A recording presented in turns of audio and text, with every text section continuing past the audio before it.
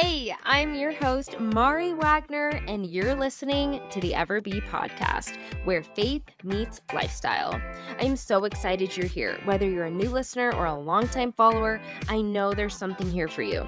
Pull up a chair and listen in for insightful, real-life conversations and actionable steps on how to claim the full life God created you for. If you're a woman desiring to live a Christ-centered life in today's modern world, then this is for you. Welcome to Ever Be. Hey, Kristen, welcome to Ever Be. Hi, Mari. Thank you so much for having me today. I'm so pumped to get into our conversation today because I know it's going to be the type of resource that's going to educate people and empower women to start ditching toxins and leaning into a cleaner lifestyle. Absolutely. Those are two of my favorite words, educate and empower.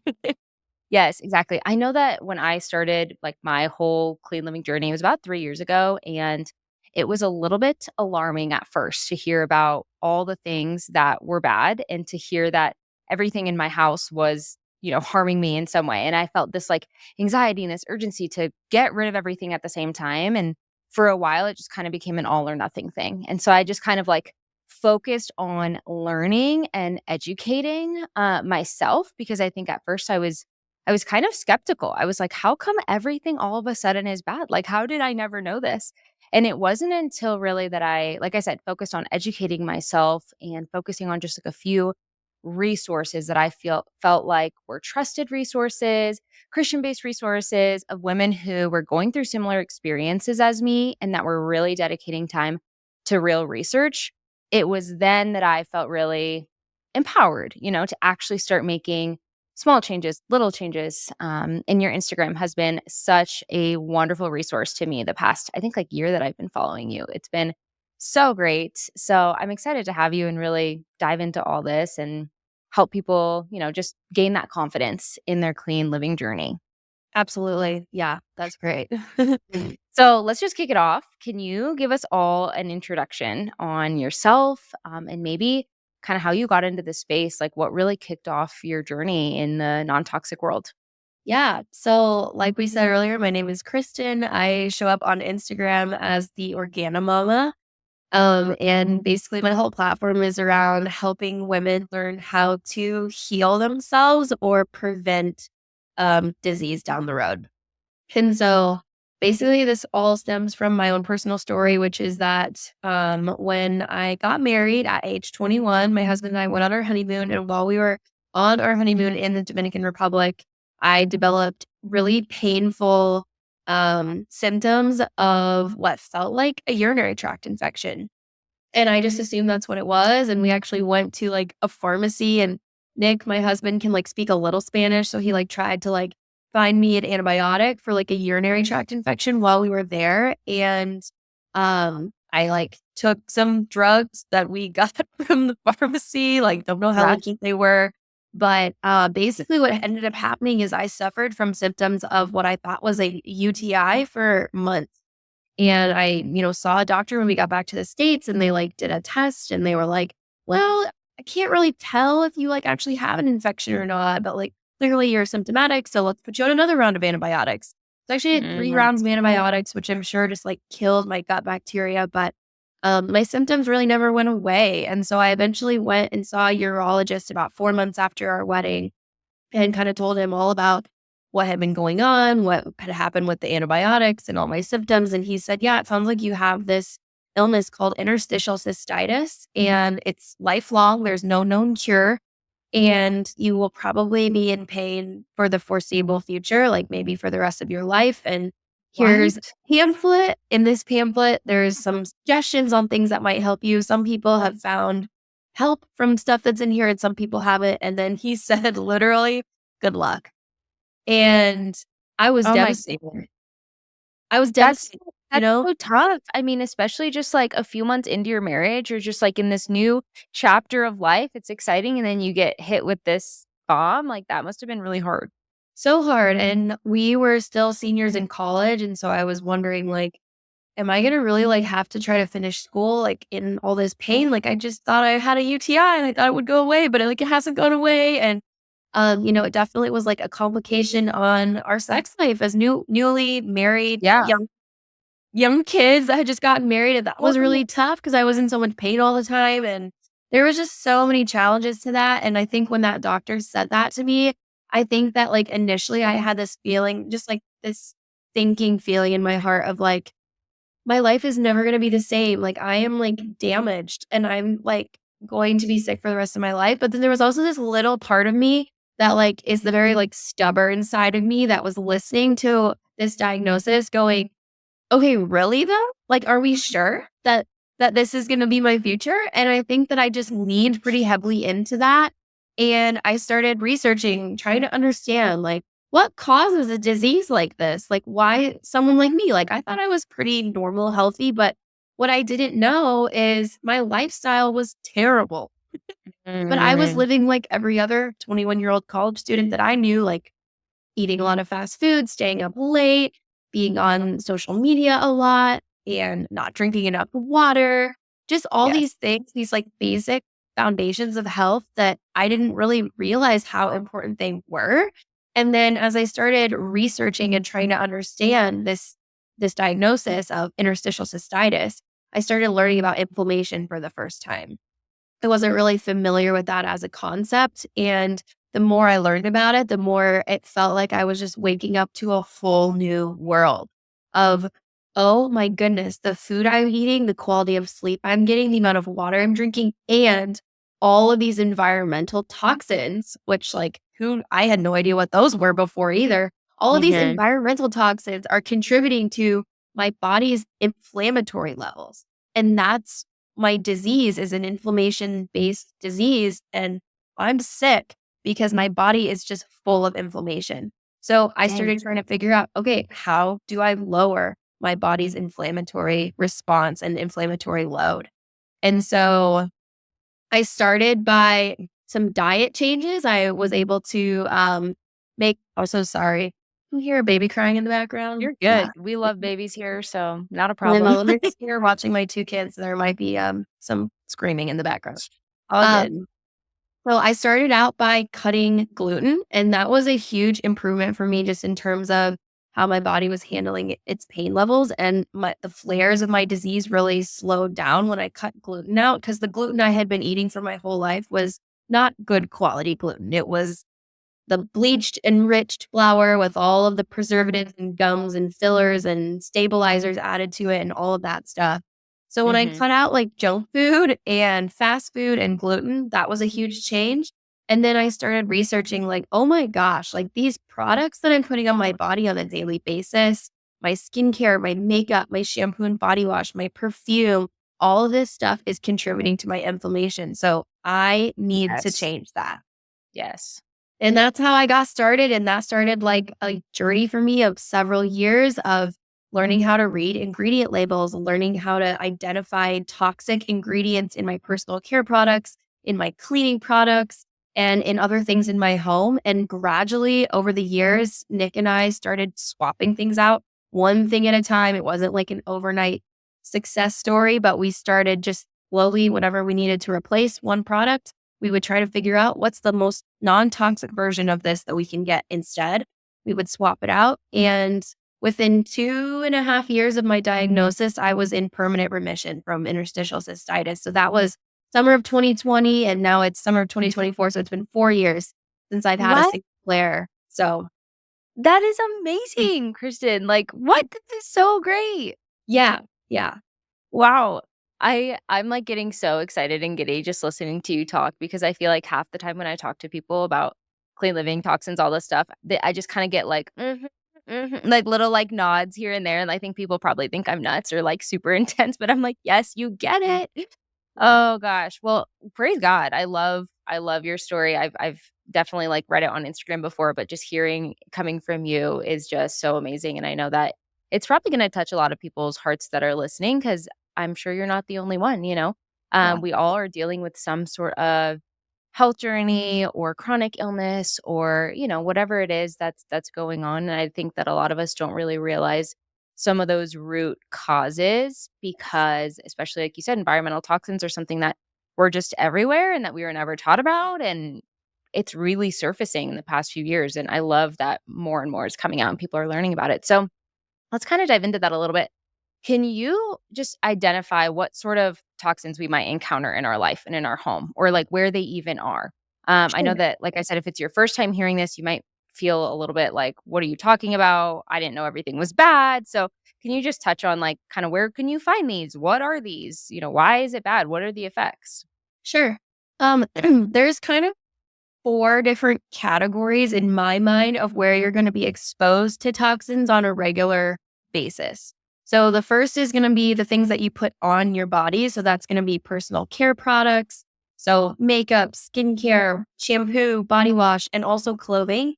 So anything that's like touching your body has the potential to expose you to harmful toxins, depending on what it's made from and what the materials and ingredients are. The second category is going to be cleaning products. So the things that you're cleaning your home with. So those either may be things that you're actually inhaling or things that you're touching. So this is kind of more of like a middle category because it falls between two of my other categories. So things that you're putting on your body, and then you have cleaning products, which they might end up going on your body, like touching your hands, or you might end up breathing them in, like inhaling them. Mhm.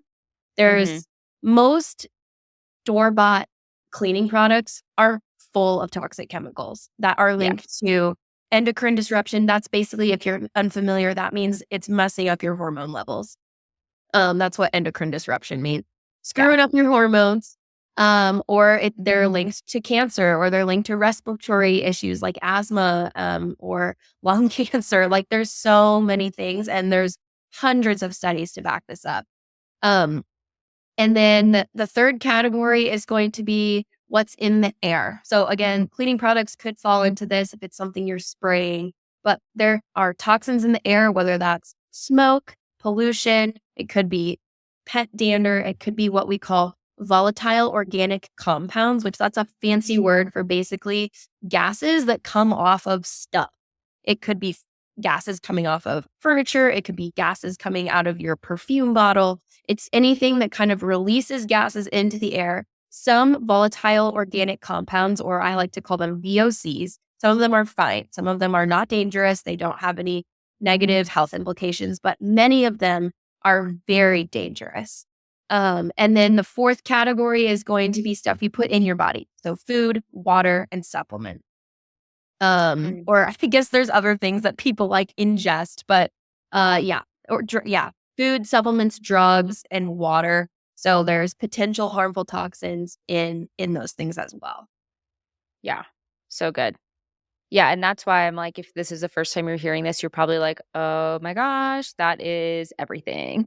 Yes, Which it is can be. why well, I was just gonna say, which is why, like, I wanna reiterate, like, that starting small is such a good first step, and that don't fall into what I fell into of just, like, overwhelm and, like, "Oh my gosh, everything's bad. I'm just paralyzed," like, I can't do anything. Yeah, Once I actually was like, "Okay, my shampoo ran out. I'm just gonna switch that. My soap ran out. I'm gonna switch that. My makeup ran out." Little by little starts making a difference and makes it so much easier. As well absolutely. as, like I said, like, learning more and actually, like, educating yourself. So, were you gonna say something else?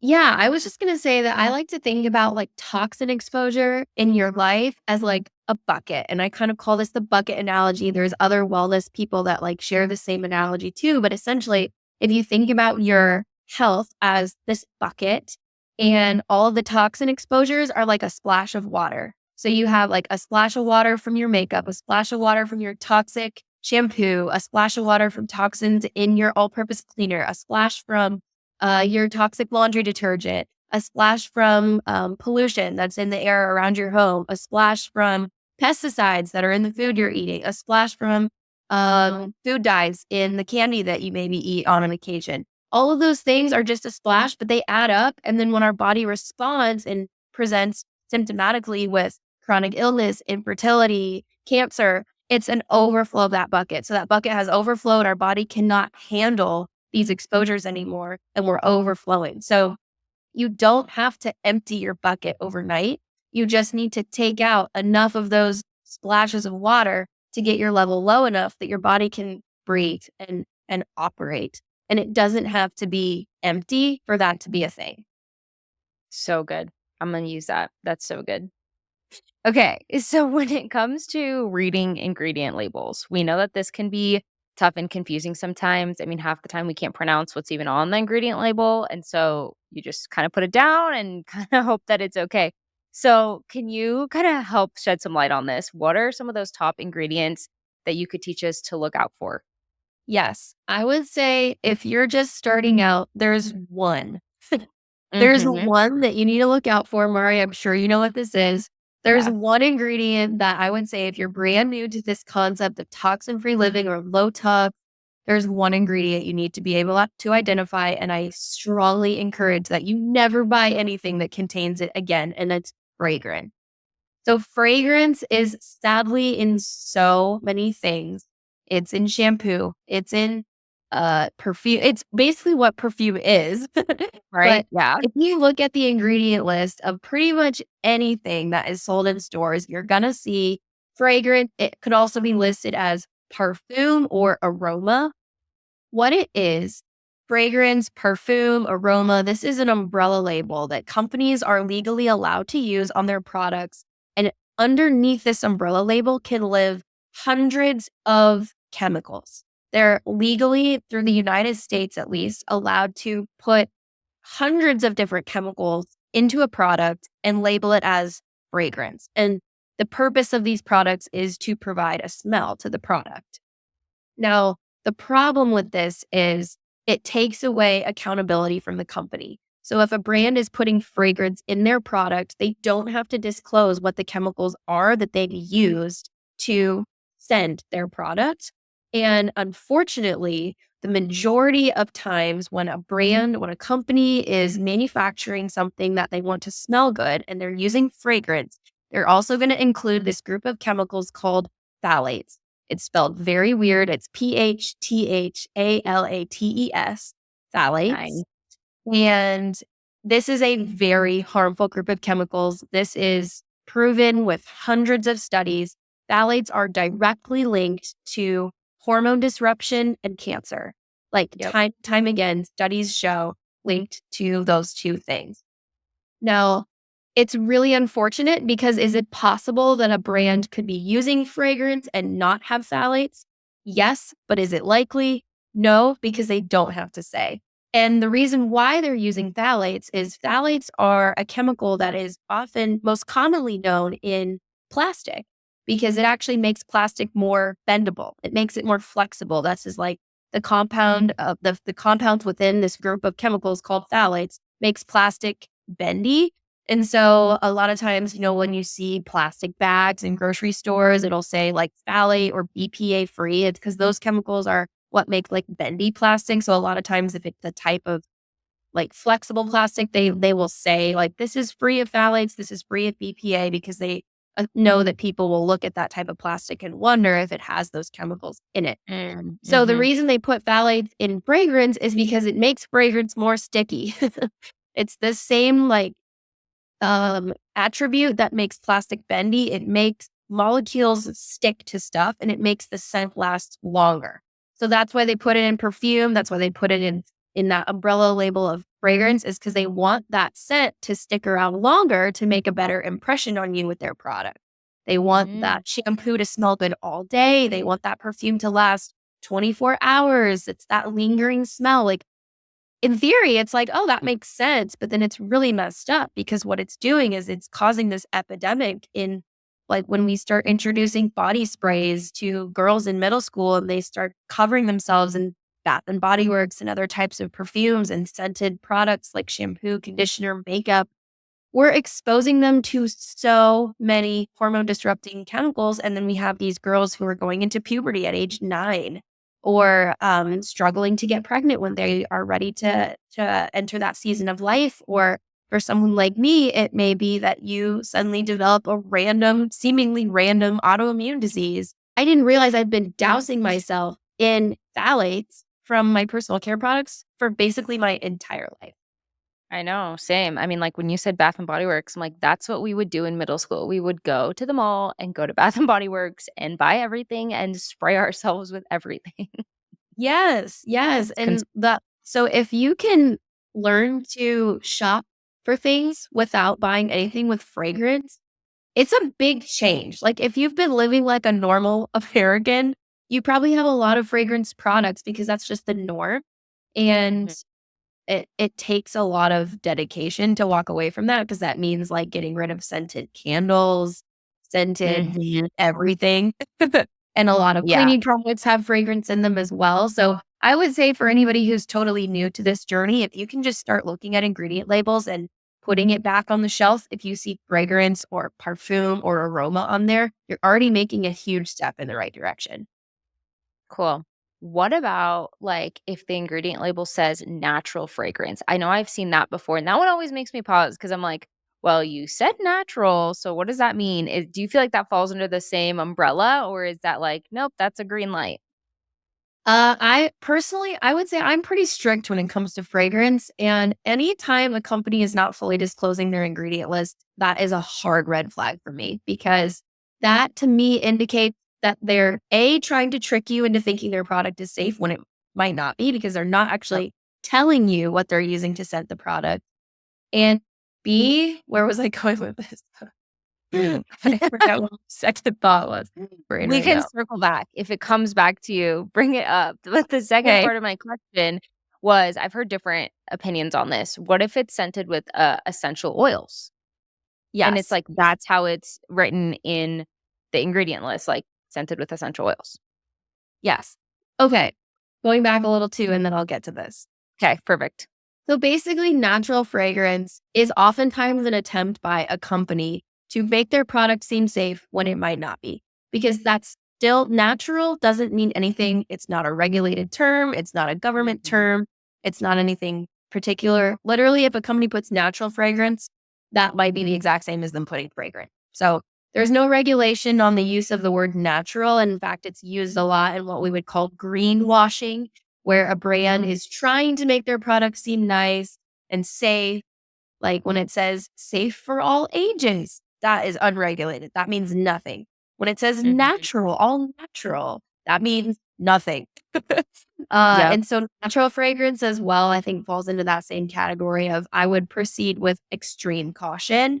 And generally, I'm kind of a crazy person, but I would email a company and be like, hey, what chemicals do you use in your natural fragrance?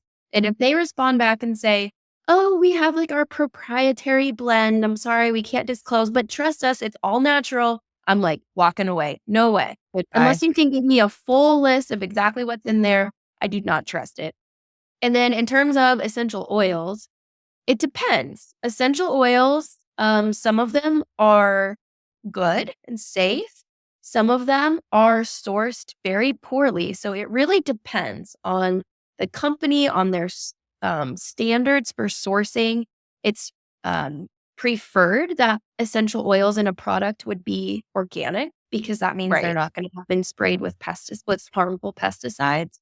That's not always the case. And there are some products that I do recommend that don't use organic essential oils, but I trust their sourcing and I trust that where they're getting their essential oils from is safe. But I think one thing that this is kind of a hot take of mine that isn't necessarily shared by everybody in the clean beauty space, but essential oils, for the most part, are antimicrobial and antibacterial, which means they kill things off.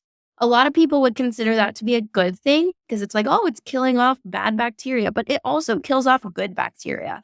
And something that I am a huge proponent for is having a home that has a healthy microbiome, which means you have good bacteria that are thriving in your home. And if all you're doing is just disinfecting or using essential oils to clean everything, you're actually killing off all the good bacteria too that you want to have in your home. So I'm very cautious with the use of essential oils because it can kind of over sterilize your home or your body or your mouth or wherever it is that you're using them or applying them.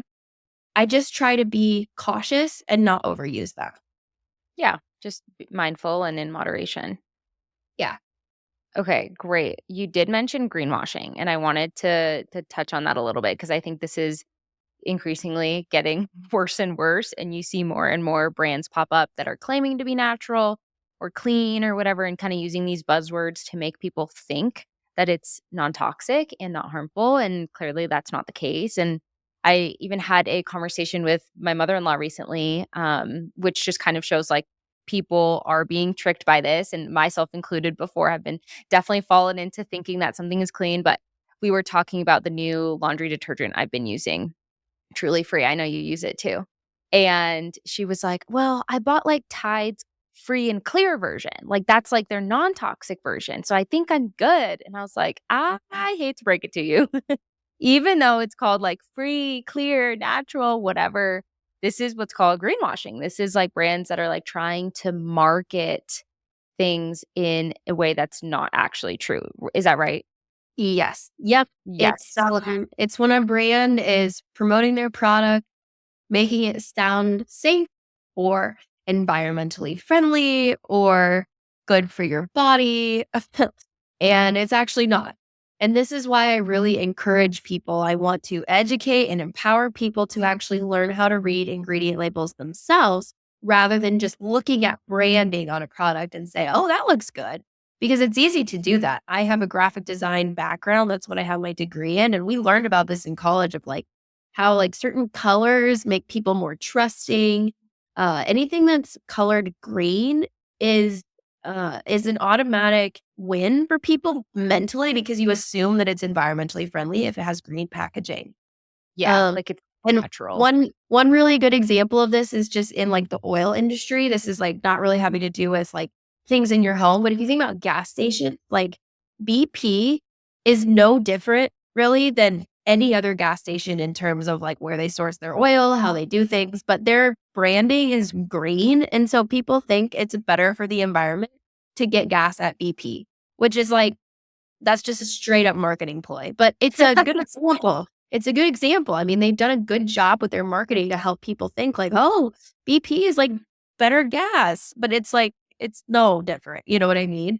But it's the same for like beauty brands and personal care products, deodorants. Like you're gonna see all kinds of buzzwords on the front, like free of aluminum or free of sulfates or safe for the whole family. And those things don't mean anything. It's why you need to take a closer look, flip it over, look at the ingredient list, look for fragrance first. If you're just Yep. starting out, that's the most important one. But then there's also a lot of other things that you have to watch out for. And like you were saying with like free and clear detergents, those ones are fragrance free usually. And so that's why they say free and clear. It's like, oh, fragrance free. And that's a good start, but that's not really enough because a Right. lot of times they're using other very toxic chemicals in their ingredient list, which you really don't want to be exposing yourself to. Yeah, for sure. So, how can we find brands that we trust? Can you talk about that a little bit and then kinda touch on EWG as well? Sure. So finding brands that you trust, it's a labor of love. It's hard. And if you're new to this, it can be really confusing and overwhelming, which is why, like you said at the beginning, Mari, it's important to have some trusted resources of people who you know are really, really going to be taking a deep dive into every single product and you can trust them. Now, I always recommend that people do their own research. Don't just take what one person says at face value and just go with it. Like do your own research, trust your gut on things, do a double check on everything. But it can be really helpful to find people or sources or sites that are a good starting point to help navigate, okay, are the ingredients in this product actually safe? And so finding good brands, there's a couple things that I value a lot when it comes to choosing a safe brand. And sometimes brands will have like one product that's good, but the other products aren't. So it's kind of nuanced. It's kind of difficult. It's not always like, oh, this brand is great across the board. Sometimes it's like, oh, this one product, this one sunscreen that this brand has is safe, but I wouldn't recommend all of their products. I look for transparency. When brands are listing out everything that they're using, when they're not using terms like fragrance, when you can go on their website and easily find an ingredient list, that is usually a green flag for me. So, a lot of times when you'll go onto a cosmetics website and you start looking at a product and you want to find an ingredient list, it might be very hard to find. A lot of times they'll have their ingredients listed somewhere, but you really have to dig to find it. It may not be listed on the actual product page. You have to go to like a different part of the website to look up the ingredients for things. That's never good. If a brand is not putting their ingredients right up front, right where the product is, that is something to be very alert towards. And usually that's a red flag because that means they don't want you to see what ingredients they're using. When brands are proud to list their ingredients right up front, that's usually a good sign. Not always, but usually it's a good place to start. And then from there, you want to start kind of actually just reading through like what are they using in here? Are they prioritizing organic products? And like are there any of these big red flag toxic ingredients in here or not? So also the EWG is a website that you may or may not have heard of. It stands for the Environmental Working Group. They are a nonprofit that does a lot of really good work in helping to get safer products into people's homes. Now, I would consider EWG to be a good starting point, but not the end all. So EWG is a great place to look up an ingredient and say, like, is this safe? Is this like toxic? Or how, like, what is it? What even is this? If you're like, I Yeah. don't know what this ingredient is, I want to look it up and find out more about it. EWG is a great place to go for that because they rate all ingredients on a scale of 1 to 10 in terms of safety.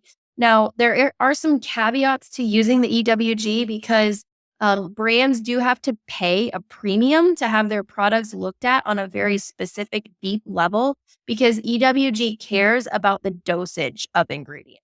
So there might Mhm. be one ingredient, for example, that like let's take sodium lauryl sulfate, for example, is a type of salt. It's used in a lot of like detergents and things like that.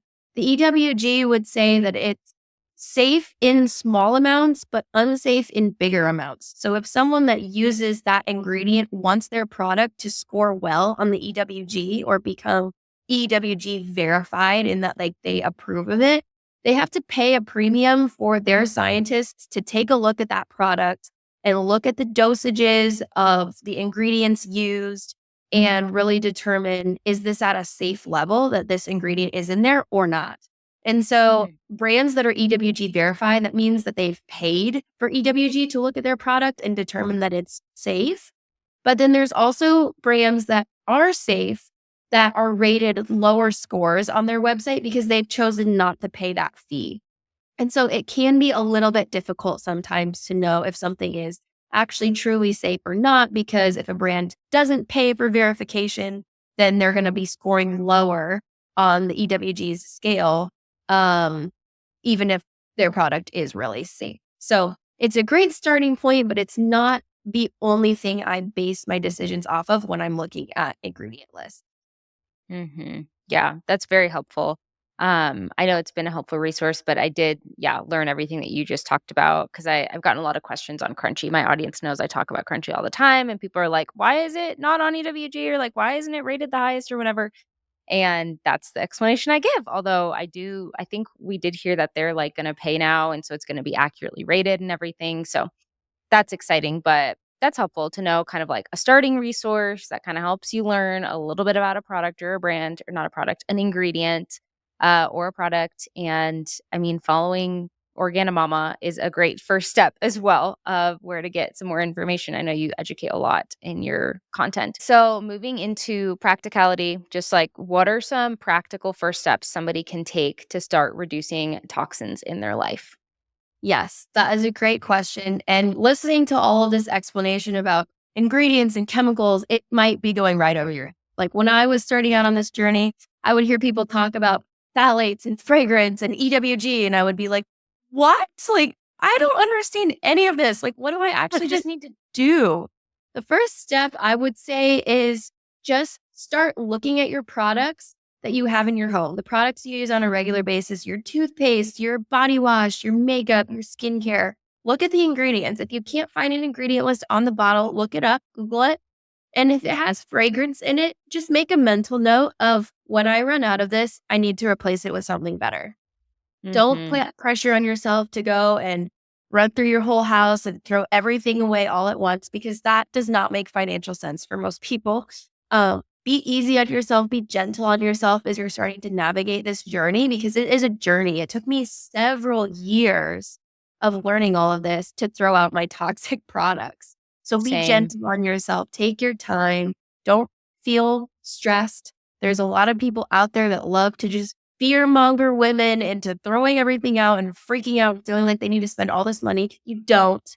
The best ways to heal your body are free.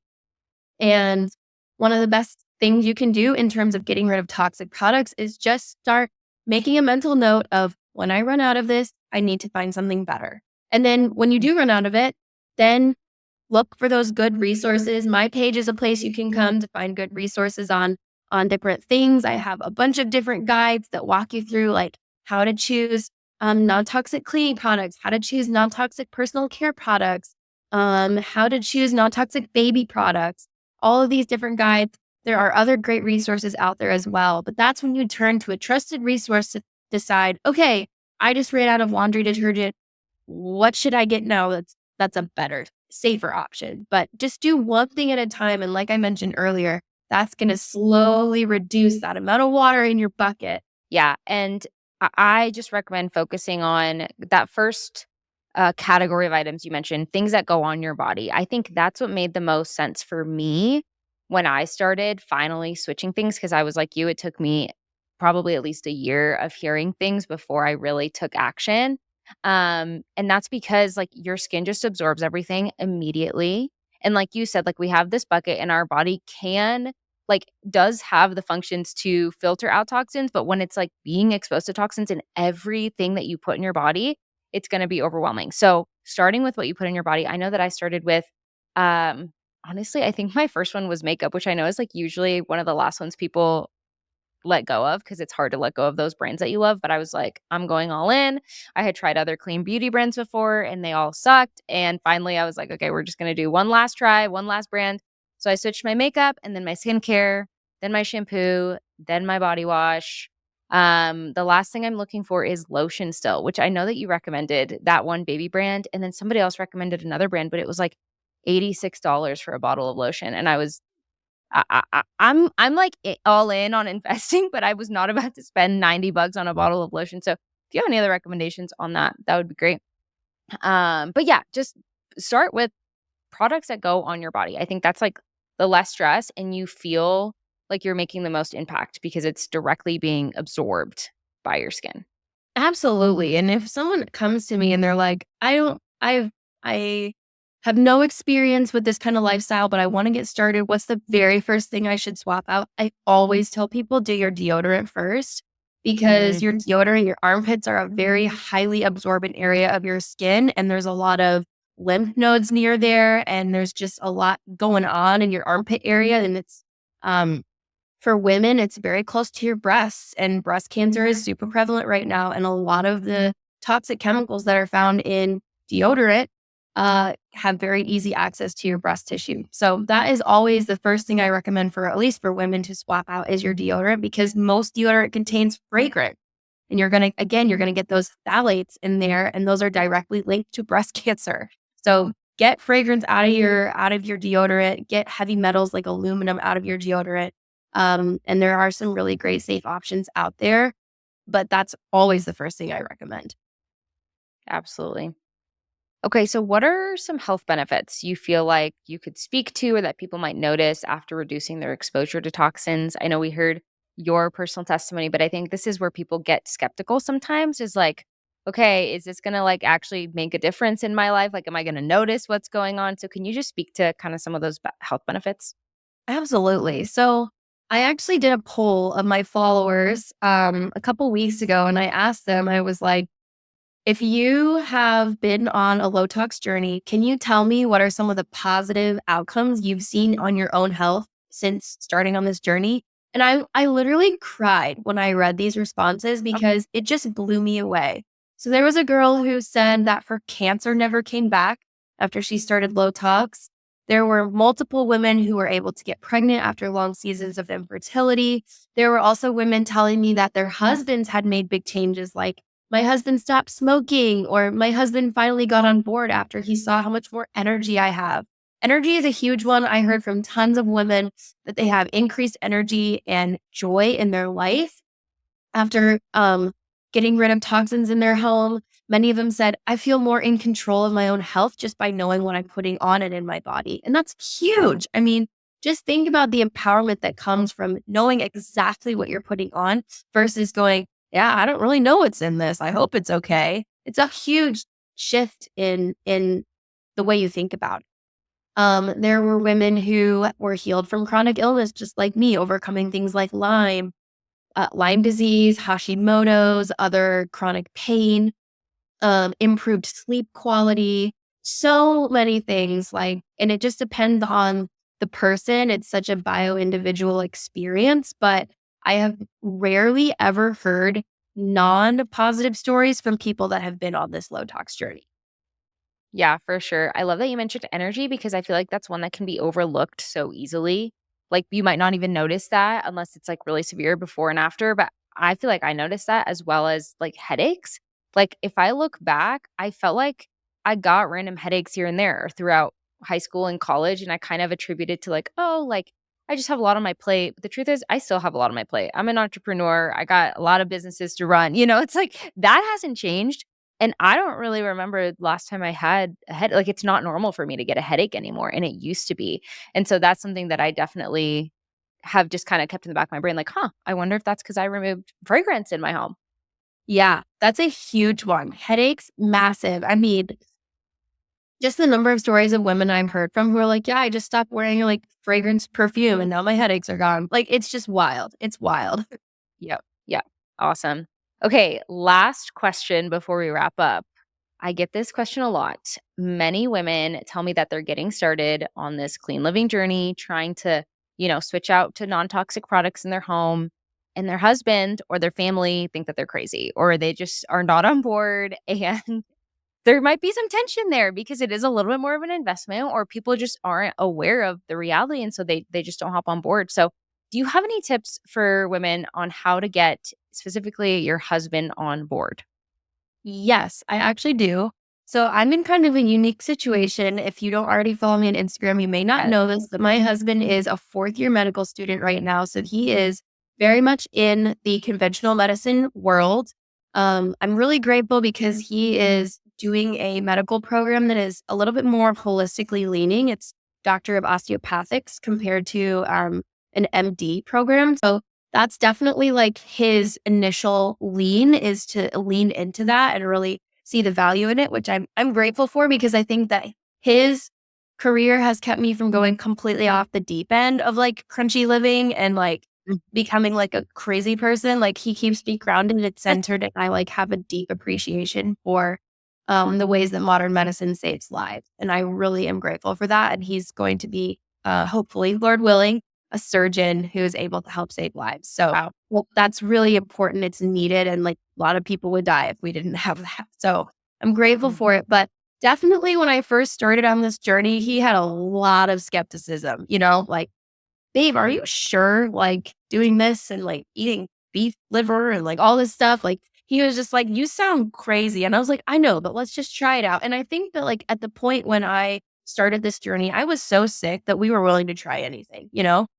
And it was hard on him too. Like for me to be so sick, it was challenging on our marriage. We were in college, it was tough. And so I think his mind was kind of like, well, if you want to try something and it works, then let's try it. And so I, asked if we could change our diet and get rid of gluten and start like switching out things like laundry detergent and skincare products. And initially he was kind of annoyed, especially when I started asking him to switch his things too. Like, hey babe, can you like not use that body wash anymore? He'd be like, oh, come on, I like this one. I'm like, I'm sorry, but I think that it might be also contributing to my health issues. And so he would kind of just be like, all right, well, just pick something for me, I guess, and we'll try it. But he's kind of picky. And so it was a little hard at first. But I think for him, what really got him on board was seeing how I healed myself. Like in his experience, I think he sees a lot of people come to doctors and get medications for symptoms, and then that medication kind of eradicates the symptom, but they're not necessarily trying to figure out, well, why did I get sick with that in the first place? And so I think for him, from kind of like a little bit of an outsider perspective, he watched me make all these lifestyle changes. And then as we covered my health in prayer and took it to the Lord too, I think it was very clear to him, like, these kind of weird changes that Kristen is making, getting rid of fragrance and changing out all our cleaning products and all this stuff, she's getting better. And I think that that kind of blew his mind. And he was like, wow, respect, babe. Honestly, like, I think he just had a lot of respect for my, like, my drive to be able to heal my body. And he was really impressed by that. And he like saw firsthand how those changes made me a whole different person. Um, but that's obviously not everyone's story. And some people choose a toxin free journey, not because they're currently sick, but because they more so want to be proactively safe in what they have in their home. They want to protect their future health, or they want to protect their children or their children's future health. And so you're making these decisions. And it might be a little more tough if you have a husband who's not on board to be like, no, yeah, we all feel fine right now, but I'm making these changes to prevent us from feeling bad later. You might get that response of, yeah, but we feel fine right now, you know? And so that's where I think it can be really helpful to know where to get some of these great science these studies, these peer-reviewed studies that really point exactly to the potential health implications of certain chemicals. So one of my favorite studies that I talk about all the time is this one study that was done about a year and a half ago on a group of women, and they had two groups of women. And the first group of women continued to use all of the standard conventional beauty products they had been always using that had all the normal toxic ingredients in them. And then they had a second group of women for a month who switched to products that had no phthalates, so no fragrance, and no parabens, which is another toxic group of chemicals that are found in a lot of conventional products. So they had the group of women doing normal products they'd always been using, a group of women who got rid of products that had phthalates and paraben.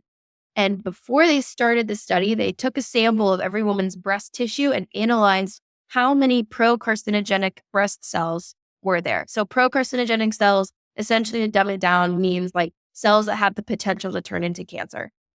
Not that Mhm. are already cancerous, but could turn into cancer. And so they like did analysis on how many of these cells each woman had. So the group had that maintained the same products had the same level of pro carcinogenic cells after this study was over.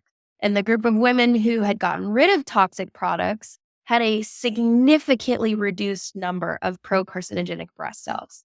And that to me is like, wow. I mean, That's amazing. clear evidence there. And obviously, we would hope that they'll continue to do more studies to just keep proving this over and over and over of the importance of eliminating these toxins in our products. But there are a lot of studies out there that point to direct correlation between phthalates, parabens, and other groups of chemicals that are in all of our beauty products that are directly linked to all of these health issues. And right now in the US, over 50% of Americans have a chronic illness. So this is not the minority that we're talking about. It's over 50%. So chronic illness is prevalent. It is more common than it's ever been before. And it's not just adults anymore, it's children. And our children are being exposed to all these chemicals too. So it feels to me like if you're trying to bring your spouse on board with all of this, start sharing some of these stats, start looking at some of these studies. If you go onto PubMed, you can look up like phthalates health effects, PubMed. And then you're going to get this whole list of studies and you can just start reading them with your spouse. Like, hey, take a look at this. This is really interesting. And it Mm. takes time. You can't expect for someone to suddenly jump on board overnight. It takes time. It takes hearing these things over and over and over for someone to say, okay, yeah, I'm willing to try this. But do your best not to get frustrated with a husband who is not really ready yet. Just be consistent, be kind, and make the swaps that make financial sense for your family little by little as you go along. Yeah, that was so helpful. One thing that came to mind too was like listen to this podcast episode together. Like play this podcast episode for your husband in the car or something like that, or while you're making dinner, or just in a time where you guys can kind of sit down and actually pay attention because it all comes down to education. Like a lot of my skepticism from the beginning and everyone's skepticism is just like, how come we've never heard of this? Is this really true? But when you really hear the facts, you start to realize like, oh, it's true. And I remember when we started this journey, I mean, I started with products and, sourcing better food and organic, and EMFs was one of the ones that I was like, is this real? Or is it like, this is like invisible waves in my, air. And I listened to a podcast episode that Jordan Dooley did with her brother or something like that, that owns an EMF remission company or something like that. And I listened to it and I was like, okay, this is really intriguing and I'm on board. And then I talked to my husband about it and he was like, I don't know about that. And so one time we did a road trip and I was like, oh, I just want to listen to this like new podcast episode. And I didn't even really say anything about it. And we played it and he had a lot of questions. And like by the end, he was like, wow, this is crazy. And just by playing that podcast episode, sometimes I feel like our husbands maybe need to hear it from someone else. That's not us. It's someone who's done more research or who's like kind of in a place of authority teaching this kind of thing. And so after he heard that podcast episode, he was like, all right, let's buy the things. And so we like made some EMF changes in our home and even just playing this episode might be a helpful start. Absolutely. And like coming from someone who's married to somebody who's very much in conventional medicine, I I mean, he'll tell you straight up. He'll be like, "Oh yeah, fragrance is bad. Don't use fragrance." Like he's like very much on board now, and I love it because he'll come to me and he'll be like, "Babe, I just found this new body wash and it's free of parabens, it's free of phthalates, it's like free of all the things." And then he'll be like, "Can you look at the ingredient list to make sure it looks good?" And I'll be like, "Yeah, sure." And I take a look. I'm like, "Looks great, baby. Like, sweet. I'm so excited to try it." Like, it's awesome to see how he's gotten on board and he's going to carry that with him through his whole career, of like understanding these Yes. aspects of health that are so important that they're not teaching about in medical school. Like you're not going to learn about the dangers of fragrance in medical school. But it's Hmm. important. So yeah, Absolutely. Amazing. This has been such a helpful, such an awesome, empowering conversation. Any other, things or encouragement that you want to share before we totally close out? absolutely. I would just say like, just, it may feel easy to just get overwhelmed when you start this journey out. And like you were saying earlier, Mari, I think sometimes when you first hear about all of this, you can start having this feeling of like panic of, oh my Mm. goodness, I probably have so much stuff in my home right now that's like killing me and it's toxic and I'm gonna get cancer. And like you can start spiraling and just really freak out. And I always just encourage people like take a breath, take a step back, pray about it, and make one little change. That's it. Know that every little change you're making is making an impact on your body's toxic burden and it makes a difference. And you don't have to do everything overnight. And I say this a lot like, don't compare my year 5 to your day 1, right? Yes. I was at day 1 at one point, and now I'm at year 5, but it took a long time to get here. And I don't expect people to suddenly wake up one day and be able to explain phthalates and be able to understand all these chemicals and stuff. But it's one little change at a time. And whenever you start to feel like your nervous system kind of freaking out, your heart starts going faster, you get a little sweaty as you start to hear about something, toxins in my floss, what? And then you start just freaking out, right? It's like important to just take a step back, take a breath, and be like, okay, today I'm gonna do my best, and then I'm gonna forget the rest. I'm just gonna Yes. let go what I can't handle or can't control today, because truly if our nervous system is dysregulated, we can't live well. We can't heal. Mhm. And that's the most important thing is to learn how to be still, be calm, get outside, be in the sun, put your feet in the grass, drink some water, eat some protein, get those basics of health. And then yeah, start swapping out toxic products, but don't become so obsessed with getting rid of toxins that your mental health becomes super toxic in itself, because I think that's a risk that you run when you start this non-toxic lifestyle is this purist mindset of I have to switch everything, I have to swap it all, I have to do it perfectly, and that's not the point. The point is Mhm. just to give our bodies the space that they need to function optimally. And for anybody who's like, okay, I'm looking for next steps after this. I really want to start swapping out products in my in my beauty routine, or I want to know like how can I buy toxin-free furniture, or how can I have toxin-free kitchen gear? I have a whole lineup of guides that if you go to my Instagram, it's at the.organamama. If you go to the link in my bio, I have several different guides that are all based on different categories of your life for babies, for homes, for beauty products. And those are some great resources if you're wanting to dive further into this on how can I lessen my toxic load. That would be a great place to start, at least I think so. I'm biased, but I put those resources together for people that are ready to take it a step further. Yeah, no, that'll be really helpful. Thank you for those words of encouragement. You have such a spirit of like peace and kindness and love when you speak about this that I hope people feel that on the other side of their headphones or car, wherever they're listening. So, where can we find you? I know we've mentioned your Instagram before, you mentioned your bio, but one more time, do you what your Instagram handle and do you have a website or something? Yeah, so you can find me on Instagram. It's at the.organimama. I do have a website that's organimama.com. It's in the works right now. So maybe by the time this Okay, episode comes out, it'll be updated, but we're working on making that better and getting my blog back up and running. But yeah, check perfect. me out on Instagram. Feel free to send me a DM. I always love having conversations with people to help them get their health back on track. Perfect. Thanks, Kristen. Absolutely, Lori. Thank you so much for having me today. Thank you so much for listening in. If you've enjoyed this episode, please share it with your friends and on social media, and give me a 5-star rating on whatever podcast platform you're listening on. That helps me and the show out so much. Also, make sure to follow the podcast on Instagram at EverBePodcast. And if you want more content like this and you don't already follow me, you can also follow me on Instagram at mari.c.wagner. And may his praise ever be on our lips. God bless.